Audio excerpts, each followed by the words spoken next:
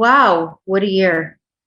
How do I address my colleagues in the luxury residential market after a year like the one we just had?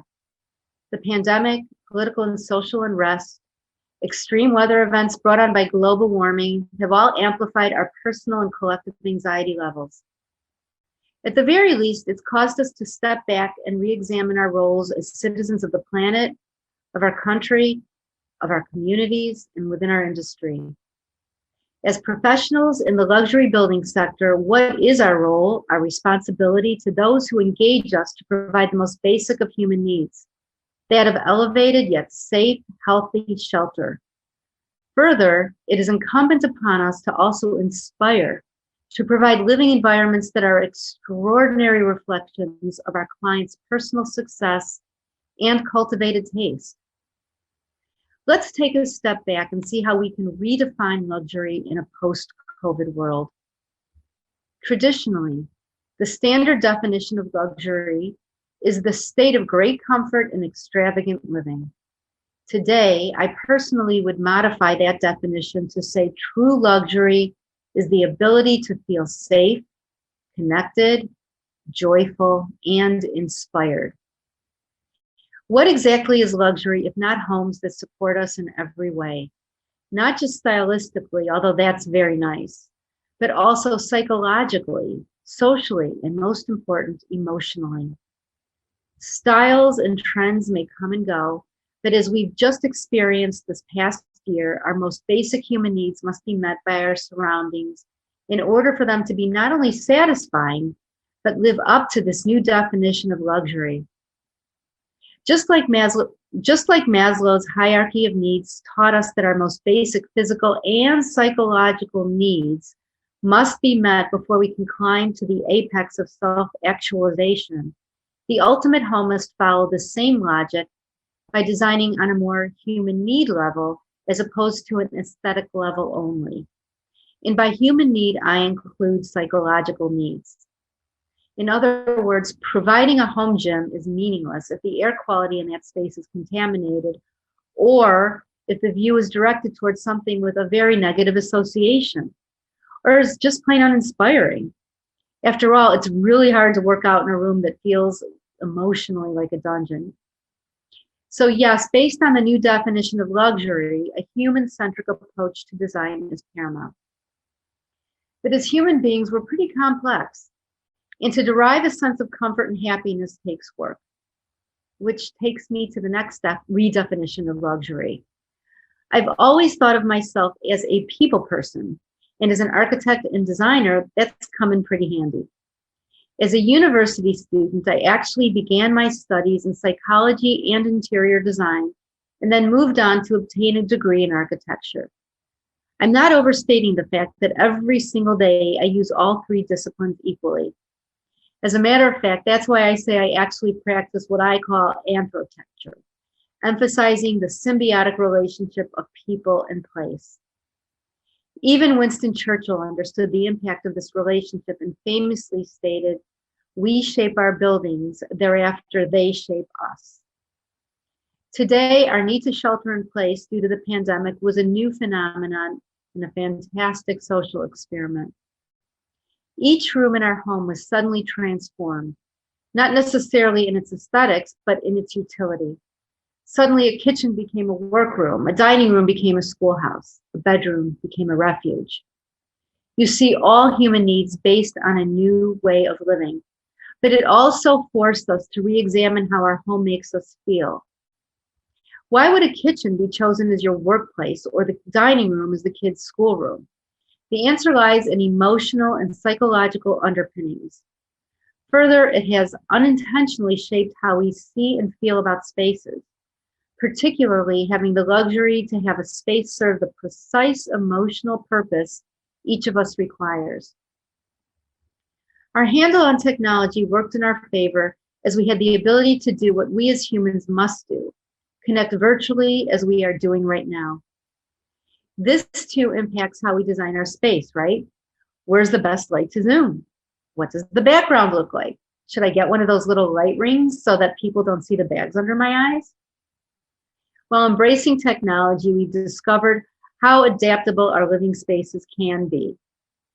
Home offices, classrooms, and gyms, as I mentioned before, are now known to rotate from kitchen table to extra bedroom to corner of the basement all in one day, and sometimes within an hour. The traditional dining room, which actually hasn't seen a holiday dinner since December of 2019, morphed into conference room, reception area, and happy hour lounge, depending, of course, on the time of day. Marie Kondo could not have been happy. None of this actually sparked joy. But the important thing is we adapted, we made it work, and we've been moving through it knowing it won't last forever. And we've learned some things along the way. We've learned to assess our surroundings more critically as we viewed the role of home as protective sanctuary. Beyond the logistical spatial challenges we face, we also experienced how different spaces made us feel different ways. Maybe you realized that you were more productive when you worked at a desk near a window rather than in a windowless corner, or that your more creative thoughts came to you when you reclined on an old favorite reading chair, journaling with a favorite pen. There are very good explanations for that. For hundreds of years, time-honored traditions such as feng shui or vatsu prescribed ways to arrange space that optimize the way we feel and ultimately behave. Anecdotally, and sometimes cloaked in culturally specific terms, people understood that person-place connection. Architectural scholars such as Christopher Alexander wrote about the qualities of space that simply made us feel good. In 1977, Alexander published his book, A Pattern Language, describing design solutions that he notes are inherently part of human nature and human action as much in 500 years as they are today. In the summer of 2017, I attended an executive course at the Salk Institute in La Jolla, California, offered by the Academy of Neuroscience for Architecture. Yes, there really is such an organization. We learned how research in basic science and neuroscience gave plenty of examples of how architecture is linked to behavior. One of the most famous studies was one in which people with a view of nature through their hospital room windows had better recovery rates than those without a view. Northwestern Hospital specifically put a pastoral painting in every room for this purpose. A study of schools showed that in classrooms with more natural daylight, students tended to have better test scores. There are an abundance of studies showing how good lighting in workplace settings actually boosts productivity. A big part of our discussions centered around designing with empathy. In other words, putting the psychological needs of the people back into the place. What this requires is that we view our designs through a new light. So through this humanistic lens, let's consider our new definition for luxury: the ability to feel safe, connected, joyful, and inspired. And let's take a look at how we might view the luxury market in this post-COVID world. So let's take a look and see how we can view the luxury market in a post-COVID world. Let's start with the idea that enduring design starts with human nature, and there are universal qualities about the way we experience space. Let's start with the idea of connections. The universal quality of connections tells us that every system at every level needs to have a central core. That means everything on the scale of a city down to the minuscule size of a cell needs to have a nucleus, or in the idea of a city area, a central gathering place, or in a larger municipality, several central gathering spaces. So I live near a park, and during the pandemic, I've noticed that it's gotten more and more crowded, depending on how many of my neighbors actually obtain COVID dogs. And it has become a wonderful gathering spot for people that have dogs, and that the gathering happens on a regular basis based on the dog's needs. So at 8 o'clock in the morning, it's crowded. At noon, it's crowded. And at 5, it's crowded again. And it occurs to me that the dogs are not the only pack animals.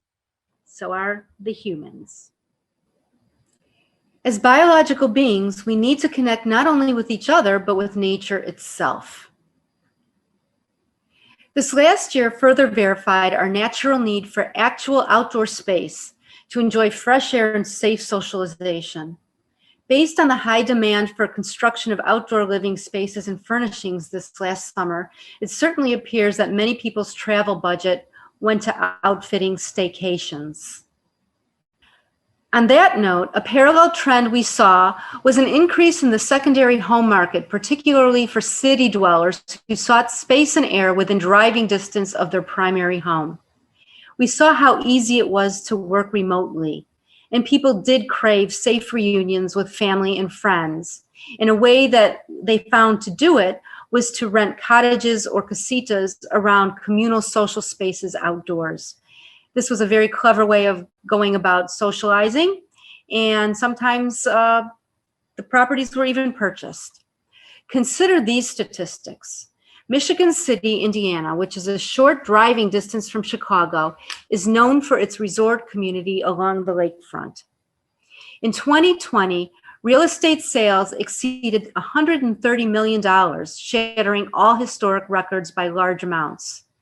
Sales along the lakefront alone nearly broke the $90 million mark, representing a 40% increase over 2019, which itself had been considered a great year for real estate sales. So how we connect with our homes, whether they're primary or secondary, we need to be able to make that connection to the spaces inside that support the functions that go on there, and we need to do this in a meaningful way. This begins with the thresholds, our first point of connection to a home. How is our entrance from the outside to the inside of the home expressed? Because this is the point that actually sets the tone for the unfolding experience. Many times there are several points of entry into a home that welcome its occupants, and we want to make sure that this has a positive message. So what actually does greet you as you first walk into the door? Is it something like this? I hope not. So let's take a look at a couple of plans and see how this exemplifies the entry sequence. This first plan over here shows two separate entryways into the same home. One is a very informal entryway through the garage. Day in and day out, people are bringing groceries, day-to-day tasks. Sometimes people enter from the garage into a laundry room, which is truly a reminder of all the duties and obligations that we have. The second foyer over here, south of the portico, shows a very formal entryway, very well designed, with the vistas well planned, and many times this is reserved for guests, which in this day and age isn't very often, but it subjugates the owners of the home to have to go through a more informal and less elegant entryway, and they don't get to actually enjoy the beautiful views and the beautiful setup that is meant for a more formal entryway. This second plan shows how both the informal and formal entryway can be unified into one elegant space. There's plenty of room for the storage of day-to-day packages, coats, activities like dog accoutrements, and all of that. And it helps the people that live there to actually be able to enjoy the space as it can best be designed. This slide shows how a unified entryway can accommodate day-to-day living as well as a formal entry area. You see here that the paneling in the entry foyer side actually opens up to be a coat closet. There's room for packages, there's room for coats, even dry cleaning, all the things that a person would need on a day-to-day basis. And it's also elegant enough to be able to greet guests in a more formal way. Once we're inside our homes, we need to consider how we connect to the outside through windows and beautiful fenestration placement. Biologically, we need to experience daylighting. This is why casinos don't have windows. It is purposely set up to be able to disorient people so that they lose their concept of time and space and stay a little bit longer. We are hardwired to be able to read the outdoors, even from inside. These are external cues that guide our natural rhythms. Just by looking at the size, shape, and placement of shadows cast, the color of the sunlight, the fact that it's bluer at midday and warmer during sunrise and sunset connects us in time and grounds us in place. As far as what we focus on inside of our interiors, it's interesting to note that many interiors today are planned around the one element that makes us passive inhabitants of a room, and that is the big screen. It certainly is an important part of our culture, but the TV should not be the main and only focal point in a room.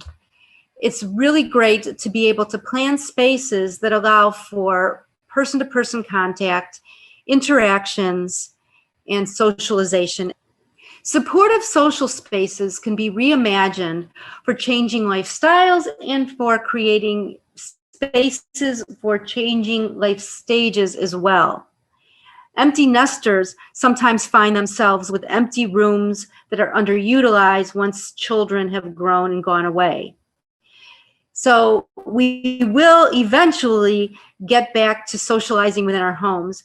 And sometimes those empty spaces can be reimagined in different ways to be able to provide areas of interesting ways to entertain or to even live within the home in areas that were probably not used as much before. This actually is the slide of a living room that was never used and then actually was turned into a little wine tasting bar and coffee bar for people that did like to entertain that way, and I'm sure will again.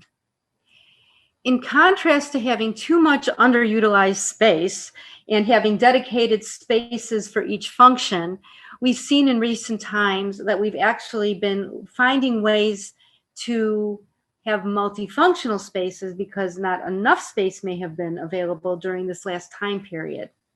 So we had to get creative sometimes and repurpose these spaces for home office, schooling, and sometimes even physical fitness. Repurposing and reallocating spaces has been the challenge of the day, but this actually brings up another behavioral consideration, that of balance. We really don't tolerate extremes in our environments very comfortably. This can be anything from too much activity against too much isolation, and that has been a constant running dialogue of these pandemic times.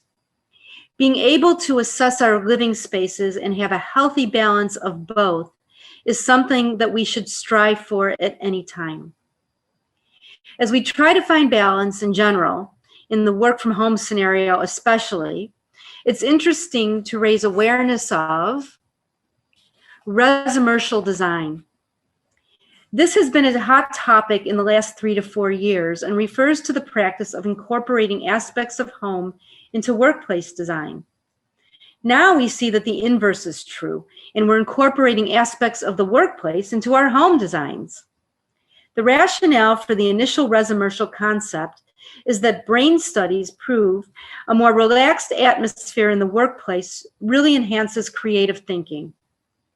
Now that the work from home phenomenon tests our life balance boundaries, we can embrace the qualities that have proven to be successful for traditional workplace settings and bring them into our homes. Truly, this is applicable to any area of concentration, whether work or homeschool related. You could see in this slide that this person is seated in what I call the power position. They are seated at a desk that presumably faces the door and the circulation path in front of them. Next to them is natural light, and behind them is a solid wall, and of course storage to help with that. But the solid wall behind them helps with being able to concentrate forward and fully on the work in front of them. The subconscious mind is always at work. And if there is a solid wall behind you, there's the ability to not wonder what is going on behind you. The fight or flight instinct of your subconscious mind is not even in play because you know that you're backed by something solid. So this position actually does help with your concentration. This is why the power position is a good place to put any area of concentration, whether it's work or homeschooling, or even in an area where we want rest, like in a bedroom where you want full and complete sleep, and being able to know that you're backed by something very solid. Any area of concentration will be benefited by the power position. In his recent book, My Creative Space, How to Design Your Home to Stimulate Ideas and Spark Innovation, Donald Ratner discusses how to design spaces for inspiration and innovation. One idea is to include an area for recumbent posture. Ratner suggests that individuals who lie down and recline exhibit greater problem-solving aptitude compared to those in an upright position. A window seat or bench might be the perfect spot for your next big idea. So when we're thinking of balance, we need to balance active spaces versus quiet spaces, solitary spaces against social spaces. The idea of balance is being able to create the right mix of complementary opposites, whether they be solitary and social, intimate or grand, quiet and active. Well-known residential architect Sarah Suzanka wrote an entire series of books called the Not So Big House series, based on the idea of balancing intimate versus grand spaces, large versus smaller spaces, and creating this balance so that it's much more livable in our homes. The idea was that sometimes on the heels of the McMansion era, when people were building bigger for the sake of building bigger, she said, let's build better, not just bigger, and consider these qualities in a way that optimizes livability within a home. To be able to sit with somebody and have a quiet cup of coffee requires a more intimate space versus when you're entertaining and you want a larger, a grander area for that function. Having both in a space, or having spaces that visually or actually expand and contract in order to accommodate these needs, is something that she had us considering. And today we talk about right-sizing our homes so that all these functions can take place in the process. The next universal design concept I'd like to raise is about our sensorial perceptions of space. In order for a space to be truly complete, all of our senses should be positively engaged. Yes, that means sight, sound, smell, touch, and yes, even taste. We can start by thinking about a relaxed and soothing atmosphere. In a relaxed and soothing atmosphere, we see watery qualities, curvilinear shapes, and the color blue. Traditionally, the color blue has actually been associated with quiet, reflective, and strong interiors. Blue actually lowers our blood pressure and slows down our heart rate. It's even linked to creativity. Some of the materials that are supportive of a tranquil interior include glass, which has a watery feel to it. This is a kitchen that does transmit a soothing feeling. Even paint companies recognize that we respond to colors in very strong emotional ways. If we just look at the colors of the year from a couple of different paint companies, we see how their choices have responded to society's current collective need. Benjamin Moore calls their Aegean teal color of the year and describes it in the following way. They describe it as a warm blue-green with gray undertones, creating a relaxed and soothing atmosphere, exactly what we need in the current challenging climate. Valspar has chosen blissful blue. They describe it as the familiar shades of blue bring us a renewed sense of comfort and safety as we continue to embrace the idea of spending more time at home and loving where we live. Opposite calm and tranquil environments are exciting and stimulating environments. This can be expressed by fiery forms, triangular or diagonal shapes, and of course, the color red, which is well known to increase our heart rate and our blood pressure. Red is a color that is great for grabbing our attention. This is why it's used for stop signs.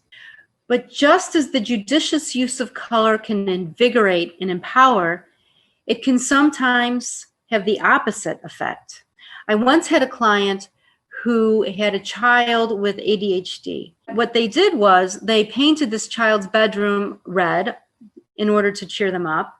And it obviously had the opposite effect because this child was not able to focus at all. So we basically turned it into a more soothing environment, took out the red, put in blues, blue-greens, watery, soothing tones.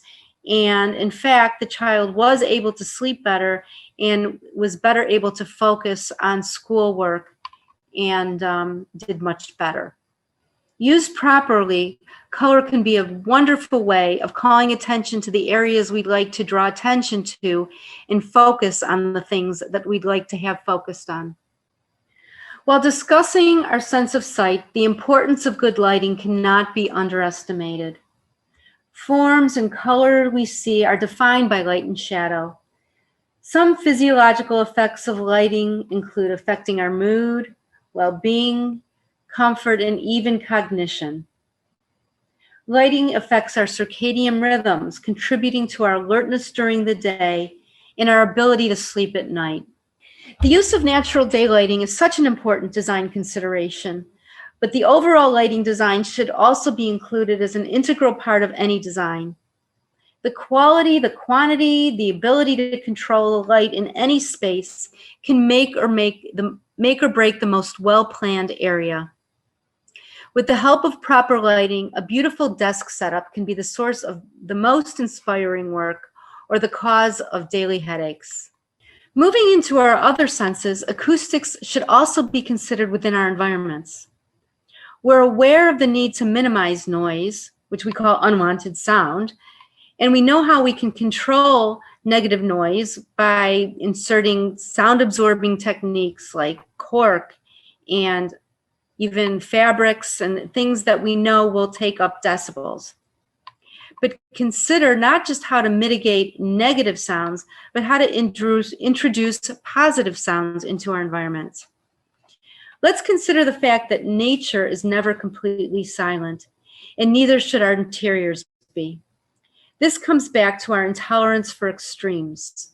Bringing balance to a space by energizing it with something as simple as a sound system, a birdhouse, or chimes outside a window can give an extra layer of life to our interiors. Lastly, our sense of smell cannot be forgotten. The use of fragrances can be a delightful addition to invigorate any space. The sense of smell is actually connected to the oldest part of our brain and correlates closely to memory. Natural plantings, both inside and out, should be considered for their therapeutic properties as well as their beauty. Studies have shown the calming effect of lavender, the strengthening effect of cedarwood, and how citrus can help enhance clarity. So now, as a last point, I invite you to close your eyes and think of a space you truly love. What surrounds you? Do you see or are you immersed in nature? What balance of calm or energy do you have around you? Is it tranquil? Is it invigorating? What are you listening to? What aromas do you smell? What materials are you in contact with, and what does it feel like? Now open your eyes. What qualities of the space you're currently in evoke the sense of delight you just imagined? Now let's rethink this space with our new definition for luxury. the ability to feel safe, connected, joyful, and inspired. It's grounded on 3 guiding principles. Number 1, creating a space that fosters connections, both real and virtual. Number 2, feeling a sense of balance and harmony within your space. And number 3, understanding not simply how a space looks, but also how it makes you feel. These qualities can help us to elevate our work as we redefine what's important to us and to our clients in the spaces we design and build. We've learned by our heightened sensitivity to our surroundings over this past year that the greatest luxury in a home is feeling inspired by every single space. Adopting a humanistic approach to our physical environment can provide an even deeper appreciation of our spaces and places in this industry. We have the opportunity to build beautifully, optimistically, and with empathy. And that is true luxury. Thank you.